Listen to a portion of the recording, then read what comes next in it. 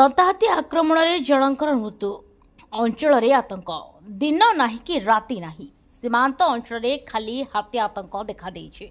किछि दिन धरी हाथीपल मानक निरवता परे पुणी थरे सीमांत अंचल हाथीपल गाँव में पशि व्यापक भंगारुचा क्षयक्षति करने को पछाउनाते। आज सकाळु हाथीपल गाँव को आसी आक्रमण करिबारु जड़े युवकंकर मृत्यु होइथिबा जଣାपड़िछे।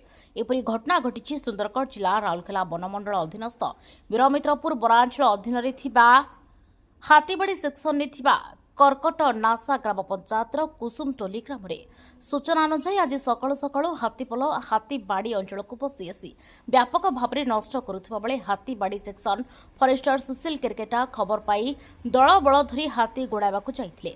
सकाळ प्राय 5टा बेलू कुसुमटोली ग्रामर रामचंद्र गौड़ 59 वर्ष होइछि तांको।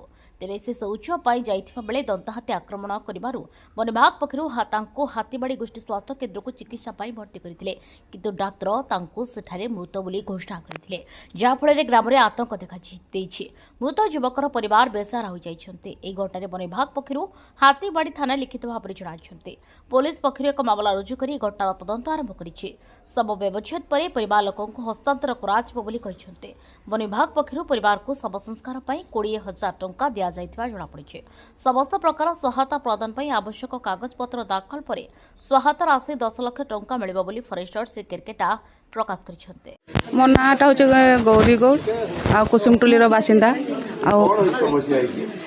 सर एटा सकाळे 5:30 से शौच पाई जाइथिले फील्ड आड़ को रामचंद्र गौड़ आ से शौच पाई फील्ड आड़ को जाइथिले। सेठी बणुआ हाथी दंता हाथीटा ताकू आक्रमण करदेले एवं से तांको से घटनास्थल में मृत्युवरण कले। तापरे आमे गाँ लोक समस्ते जानलो देखा जाइथिलु।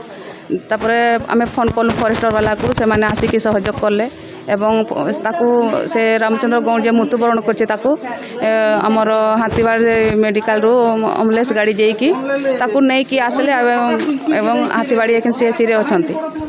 या दुर्भाग्य वर्षवत गोटे आमर ह्यूमन काजुआलिटी हो गला। यहाँ भोर सकाल सकाल 5टा समय रे से लोक शौचपाई जाइथिला।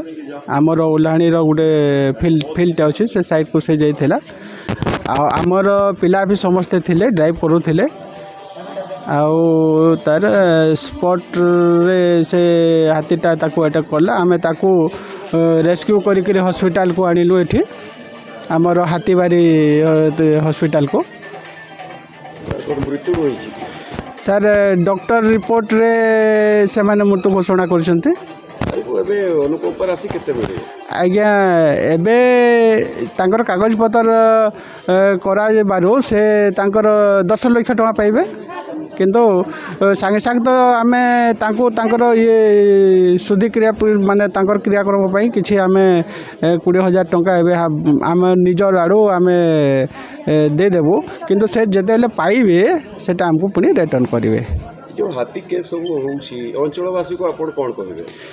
सर मु अंचलवासी को बहुत धन्यवाद भी देवी। समस्ते आमको गाँ सारा लोक आमको साहाय्य कर सर हाथी घोड़ाइबा पई, किंतु एते आमे माइकिंग करछु अवेयरनेस करूछु तथापि लोक कहीं एते भोर रू छतु खुकुड़ी कौन ये सब कि शौच पाए आम सब बेले आम कहूँ जे भोर सकाळु कहीं घर बाहर अंतुनि। आपण को अंचल में वर्ष सारा हाथी रोचंती तथापि लोक केमती कौन कहबी आज्ञा से लोक पड़े जाता दुर्भाग्य। हाथी सार आमर 28टा थिले। आज जो मृत्यु है से हाथी केतेटा थिले? सर से आमर हाथी 28टा हाथी आमर बरपानी को आम ड्राइव करूँ। आमर गाँ लोक समस्त आमको साहाय्य करिसेंती, किंतु दुर्भाग्यवशत से भितरु 3टा हाथी पुणी रिटर्न हो गले। आ से माने वर्तमान आमर धुमागड़ा जप्ती जंगल रे अछंती।